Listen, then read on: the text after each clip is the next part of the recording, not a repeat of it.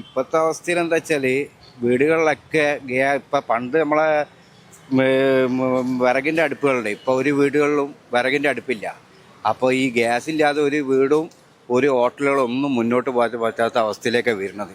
എന്തുകൊണ്ടെന്ന് വെച്ചാൽ നമ്മളെ മലയാളികളുടെ ഒരു ഇതാണ് എന്താ വെച്ചാൽ ഈ ഒരു നമ്മളെ പഴയകാല ഇതൊക്കെ പോയി കഴിഞ്ഞ് ഇപ്പം എന്താ വെച്ചാൽ പഴയ കാലത്തുള്ള ഇതിലേക്ക് തിരിച്ച് വരണമെന്നാണ് എൻ്റെ അഭിപ്രായം. എന്താ വെച്ചാൽ നമ്മൾ ഈ ഗ്യാസിലും ഇതൊക്കെ സാധനങ്ങളൊക്കെ ഉണ്ടാക്കി കഴിച്ചു കഴിഞ്ഞാൽ രോഗങ്ങൾ പിടിപെടും, എല്ലാം കൊണ്ടും ഒരു ഇതാണ്. അപ്പോൾ പഴയ കാലത്തേക്കുള്ള ഒരു ഇത് കൂടി ആണ് ഈ ഇതിൻ്റെ അവസ്ഥയാണ് ഞാൻ പറയുന്നത്. എന്താ വെച്ചാൽ ഈ യുദ്ധം ഇങ്ങനെ പോയി കഴിഞ്ഞാൽ സാധാരണക്കാരല്ല ഈ ഇവിടെയുള്ള ഹോട്ടൽ ബിസിനസ്സും വീട്ടുകാരൊക്കെ എല്ലാവരും ബാധിക്കും. ഗ്യാസ് ഇല്ലാത്തൊരവസ്ഥയാണ്. അതിനെപ്പറ്റി ഇപ്പോൾ ചെന്നൈയിലും ഇപ്പോൾ കൊച്ചിയിലൊക്കെ ഇപ്പോൾ ഹോട്ടലുകളൊക്കെ പൂട്ടി വരികയാണ്. അപ്പോൾ യുദ്ധത്തിന് ഒരു അടിയന്തരമായിട്ടൊരു ഇടപെടലുകൾ എല്ലാ രാഷ്ട്രങ്ങളും ഉണ്ടാക്കിയിട്ട് യുദ്ധം അവസാനിപ്പിച്ച് ജനജീവിതം സാധാരണ നിലയിലേക്കും വരണം.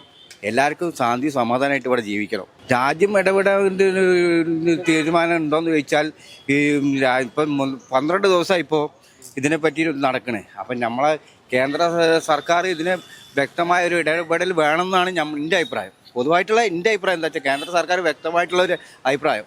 കേന്ദ്രവും സംസ്ഥാനത്തിന് ഇതിനെ പറ്റിയിട്ട് ഒരു അഭിപ്രായത്തിന് വലിയൊരു പ്രാധാന്യം ഇല്ല എന്നാണ് എനിക്ക് തോന്നുന്നത്. എന്താ വെച്ചാൽ ഈ കേന്ദ്രമാണ് ഇതിനെ പറ്റിയിട്ട് മെയിനായിട്ട് ഗ്യാസിൻ്റെ പറ്റിയിട്ടല്ലോ. ഈ വാണിജ്യ ആവശ്യങ്ങൾ എന്ന് പറഞ്ഞാൽ ഞങ്ങൾ ഈ കോഴിക്കോട് സിറ്റി തന്നെ എത്ര ഹോട്ടലുകളൊക്കെ ഉണ്ട്.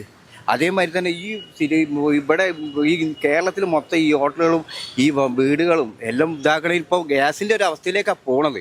ഗ്യാസ് ഇല്ലാതെ ഒന്നും നടക്കില്ല. എന്താ വെച്ചാൽ ഞാൻ പറയുന്നത് ഇതൊക്കെ നമ്മളൊരു വരുന്ന തലമുറയ്ക്ക് ഒരു വഴികാട്ടിയായിട്ടാണ് ഞാൻ ഇപ്പോൾ കാണുന്നത്. ഈ ഗ്യാസ് ഇല്ലാത്ത ഒരു അവസ്ഥയൊക്കെ ഒരു വഴികാട്ടിയായിട്ട് എന്താ വെച്ചാൽ ഗ്യാസിൽ ഇപ്പോഴത്തെ കുട്ടികൾക്ക് ഇവിടെ വന്നു കഴിഞ്ഞാൽ എൻ്റെ അടുത്ത് വന്ന പച്ചക്കറിയിലെ ശരിയായ മലയാളം പേര് പോലും അറിയില്ല. അപ്പോൾ ഗ്യാസ് ഈ പഴയ അടുപ്പ് എന്താണെന്നുള്ളതൊക്കെ ഒന്ന് പഠിക്കാനും പാടിയാണ് ഇപ്പോൾ ഈ യുദ്ധത്തിനെ കൊണ്ട് വരുന്നത്. പക്ഷേ യുദ്ധം ഒന്നിനും ഒരു അനിവാര്യമല്ല.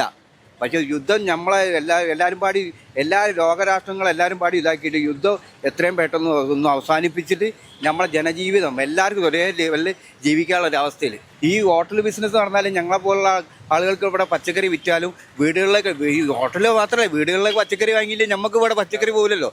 അപ്പം നമ്മളെ വാണിജ്യം മൊത്തമായിട്ട് എല്ലാം ബ്ലോക്കാവും.